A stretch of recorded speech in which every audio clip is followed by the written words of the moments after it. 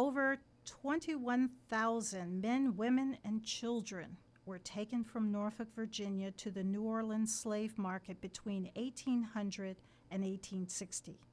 Their destination was the New Orleans slave market, the largest human trafficking site in the country, where thousands of people were purchased to work the cotton plantations in the Mississippi River Valley. Norfolk's slave trade business was centered on Main Street, where wealthy slave traders had offices and slave jails. And while some commerce occurred in their offices and at the site of the slave jails, the region's main slave market was located at the intersection of Main and Commerce Streets. Unlike Norfolk, the New Orleans slave market was the entire city. Enslaved people were sold everywhere, with auction blocks located at the St. Louis Hotel, private residences, public parks, coffee houses, slave pens, commercial complexes such as the Banks Arcade, and aboard the decks of ships moored in the New Orleans slave port. The trafficking and exploitation of hundreds of thousands of human beings allowed slave traders, hoteliers, bankers, auctioneers, brokers, insurance companies, and merchants to prosper in this multi-billion-dollar industry. As such, Norfolk's robust contribution to the domestic slave trade that shipped thousands of people to work on the cotton plantations in the Lower South reflected how America's first and most important big business separated families, enriched individuals, businesses, and industries, and traumatized generations of people whose lives were forever changed in the worst form of human exploitation that operated openly and with the full support of the national government in modern history. Hello, I'm Cassandra Newby Alexander, the endowed professor of Virginia Black History and Culture and the moderator for today's segment entitled Virginia's People, Soul Down River. I'm excited to host this discussion with my colleague, Dr. Stephanie Richmond, professor of history here at Norfolk State University, and her team of researchers who are working on this important Soul Down River project that seeks to uncover the names, the fates, and the descendants of thousands of people who left from the Norfolk port and arrived in New Orleans before America's Civil War. Maddie. This podcast program is part of a series presented by Norfolk State University's Joseph Jenkins Roberts Center for African Diaspora Studies, WNSB, the City of Virginia Beach Cultural Affairs, and the Virginia Beach History Museums. This episode is the first of three important discussions we will have this year discussing labor challenges faced by African Americans here in Hampton Roads and beyond. So let's get started with today's discussion. So Dr. Stephanie Richmond is the one who spearheaded this important study on the domestic slave trade between Norfolk and New Orleans for the past 4 years. So I'd like to talk a little bit with my colleague, Dr. Richmond, to really uncover some of the background of this project and the challenges that you faced. So how is this project, Dr. Richmond, relevant to today's society? So much of what we know about the economic history of the United States really glosses over or ignores the origins of the modern capitalist society and our modern economy in the slave trade. In public schools and even in college, there's a lot of emphasis placed on the transatlantic slave trade, but really most of the African Americans in the United States today did not get brought directly from Africa. Their ancestors did not get brought directly from Africa to what would become the United States. Instead, they were kind of routed through Central and South America. But almost every African American in the U.S. today has ancestors who were part of the domestic slave trade. Once the transatlantic slave trade closed in 1808, or closed legally in 1808, the domestic slave trade, the trade of people from one state to another, picked up pace. And this had a lot to do with economic and environmental changes in the Upper South. as well as Western expansion, particularly the Louisiana Purchase. And so as we've been studying and trying to trace the 20 plus thousand people who were taken from Virginia and sold into New Orleans, we have really begun to uncover the roots of the modern capitalist economy. So many banks and insurance companies, very wealthy families, both in New Orleans and here in Virginia, got their start and made their money buying and selling people. And this is a really important thing for us to understand as a nation today as we struggle with the economic realities of the 21st century and the ways in which the racial wealth gap has continued to expand as we move into the 21st century. You know, some of the things that you were talking about, it made me think about how there are so much discussion even today about how those who have been slaveholders lost everything at the end of the Civil War. But what you're finding out is that so many people actually sold their enslaved property prior to the Civil War. And so they came off with a lot of money prior to that war. And even those who had to had to free their enslaved people at the end of the war, they still didn't lose everything. In fact, what are some of the things that you found out about those who did have plantations in the Lower South during the Civil War? Did any of them leave the country and take their enslaved people with them? So certainly there was an increase in the domestic slave trade in the years immediately leading up to the American Civil War. So starting in 1860, we see the pace picking up dramatically in the number of people who are being sold. And then during the war itself, there was a lot of buying and selling of enslaved people, especially as the war front advanced through the Upper South and into the Deep South. New Orleans is kind of an unusual city in the South during the Civil War because they capitulated pretty quickly to the Union. And so in 1863, right, the Emancipation Proclamation goes into effect in Louisiana and particularly in New Orleans. So the domestic slave trade pretty much grinds to a halt there in early 1863.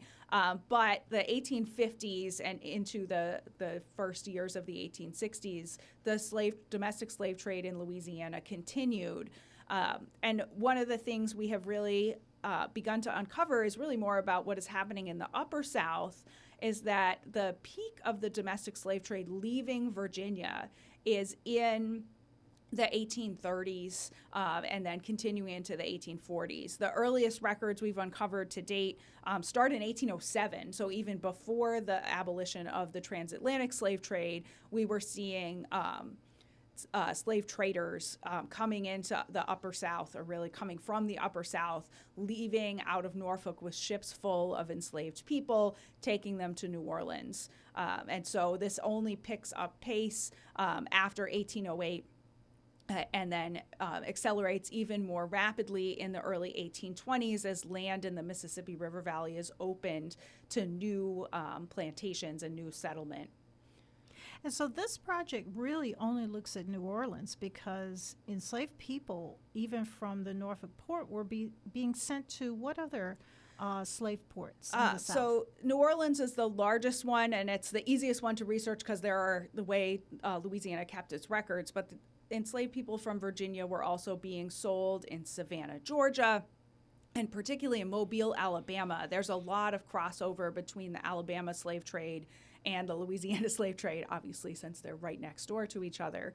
And so we do actually get some records in the New Orleans notary records, which are our main source of evidence for this project, that talk about sales that happened in Mississippi and Alabama because Louisiana residents would actually cross the state border into the neighboring states to purchase enslaved people who were not able to be sold in Louisiana because of Louisiana's laws.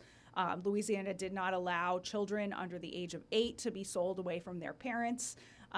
And also, if you could not guarantee that an enslaved person was not prone to running away or wasn't an alcoholic or didn't have a medical issue, it was very hard to sell people in Louisiana without all these strictures. And so they'd go across the border into neighboring states without all those rules and then record the sale when they came back into the state of Louisiana. I was just wondering if you could give us a brief overview of the communities in Virginia and Louisiana and why the slave traders sent them specifically to the New Orleans slave market, because as you said, that was the largest one of all of them. I mean, if you're including Charleston and Savannah and those other areas that, had a robust market, what was it about New Orleans that was so important? So there are a couple of reasons why enslaved people were being sold from Virginia, and particularly from the greater Hampton Roads region. And most of this has to do with the fact that when the tobacco market collapsed for a variety of reasons, right around and shortly after 1800, there were more enslaved people in southeastern Virginia and northeastern North Carolina than were really needed to grow the new crops that were being introduced. Southeastern Virginia, northeastern North Carolina switched over to truck farming right around the turn of the 19th century. And truck farming is growing produce, silage for animals, so corn, wheat, vegetables, and they experimented with a number of other crops in the region, lots of timber farming, growing pine stands for pitch and naval stores. And those crops are just not as labor intensive per acre as tobacco was. And so there were more enslaved people than were needed to do the work. Also, the collapse of the tobacco market and the exhaustion of the soil meant that for many slaveholders in southeastern Virginia, the enslaved people were the most valuable thing they owned. And so in order for them to make money, they sold particularly young enslaved people. And so the kind of average person that we have traced in here is a young person, both men and women, in their late teens or early 20s, because they were the most valuable for doing agricultural labor. And so there's a less demand for labor, there's a real demand for capital, for money. And New Orleans has the opposite problem, right? New Orleans is the gateway to the Mississippi River Valley, which had recently been opened after the Louisiana Purchase in 1803 and Louisiana's introduction as a state, and cotton, and also sugarcane, which grows in the coastal parishes in Louisiana, are extraordinarily labor intensive. And there were more and more acres of land being put under agricultural production in the Gulf Coast than anywhere else in the United States in the time period that we're looking at. And so there's a seriously high demand for more enslaved people in this area. Also, because cotton and sugar grow best in pretty wet soil, there are also a lot of diseases, right, circulating in the coastal region in the Gulf. And so there's a lot of turnover. People don't live that long. And so we have both high demand because of expansion, but also high demand because the death rates, particularly of newly imported enslaved people into the Gulf Coast region, are quite high due to mosquito-borne illnesses and accidents. And of course, what makes that even worse were the physicians, the white physicians, who popularized this belief that black people were born sick, and therefore they didn't need to treat them for a whole host of illnesses. So it's amazing that they actually survived. It is amazing. We have uncovered quite a few stories, which you can find on our Sold Down River website, which is solddownriver.com.